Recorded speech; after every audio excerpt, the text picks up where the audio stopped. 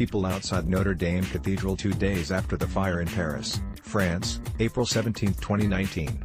Benoi/Reuters, a fire burns in more than the beloved cathedral. The Wi-Fi on my flight from Rome to Newark wasn't working, so phones were buzzing about Notre Dame in France as soon as we hit the runway. After the initial shock and sadness, gratitude was expressed. There are upsides to being disconnected. At least we didn't have to watch, on live television, something we couldn't control. That seemed to be an instant lesson, before we knew much of anything, including the cause or the damage. Advertisement. I've never been to Paris, so I've never been to the cathedral there. But on Monday I did the closest I could after I cleared customs. I went to the cathedral in Newark, NJ. The Cathedral of the Sacred Heart is, as it happens, an underappreciated treasure. It's safe to say that most people do not travel to New York City only to hop on the train to Newark to pray. More should. As it happens, the Mass schedule was changed up for Holy Week, so my visit was short that day.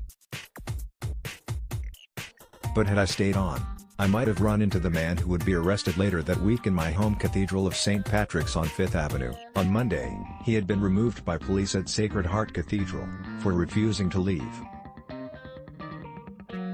On Wednesday, he was caught trying to set fire to America's parish church over the Hudson.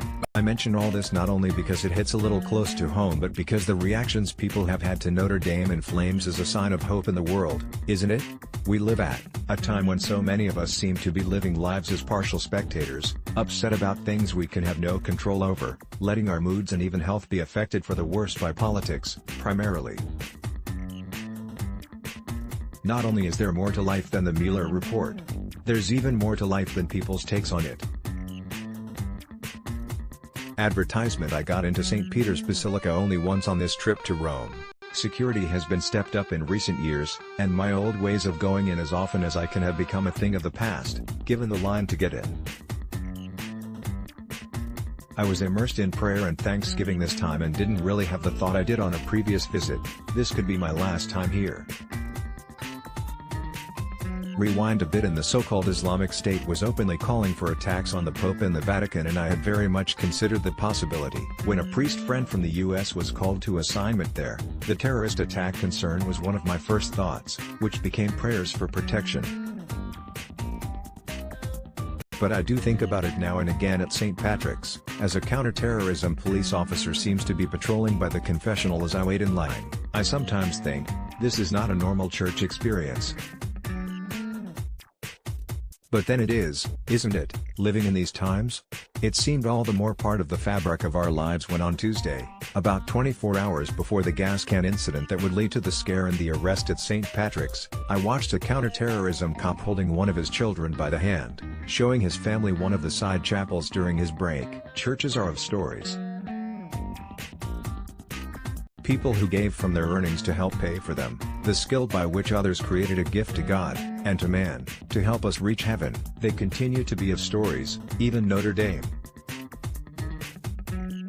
People can't seem to get enough of the story of the fire chaplain who, in the days after the fire, was talking about the Blessed Sacrament, the Eucharist, which Catholics believes is the real presence of Christ. It seemed to me a miracle of God that during Holy Week, which would become Mueller Report Week by mid-Wednesday, so many on both sides of the Atlantic were talking about Our Lady and were transfixed by a church.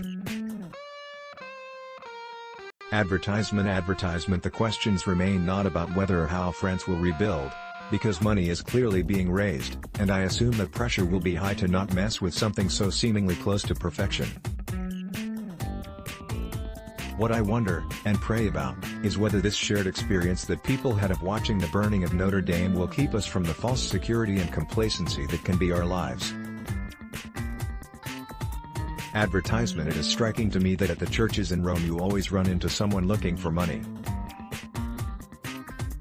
This happens in urban areas, especially in the US, but in Rome the churches, sad to say, are tourist attractions even more than they are places of worship these days. That person sitting outside is not a nuisance.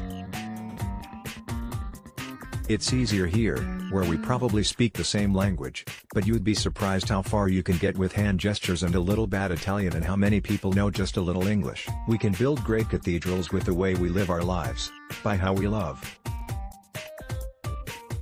Next time you are in a church with even an inch of beauty, maybe it can be today, don't miss the opportunity to remember that this could be your last chance to begin really to live by the measure of love, reaching, with virtue, high above the mud and muck and news frenzies. So many people seem to have their selfies to show from Notre Dame, but what about the stories of conversion? Advertisement: the smoke and flames at Notre Dame, the scare at St. Patrick's, can light a fire under us. We won't be here forever, and there's much work to be done on the infrastructure of love in our lives, reaching out to anyone whose path we cross, with beauty that can be more than a vacation visit, with every word and glance of our lives. Advertisement: this column is based on one available through Andrews McMeel Universal's newspaper Enterprise.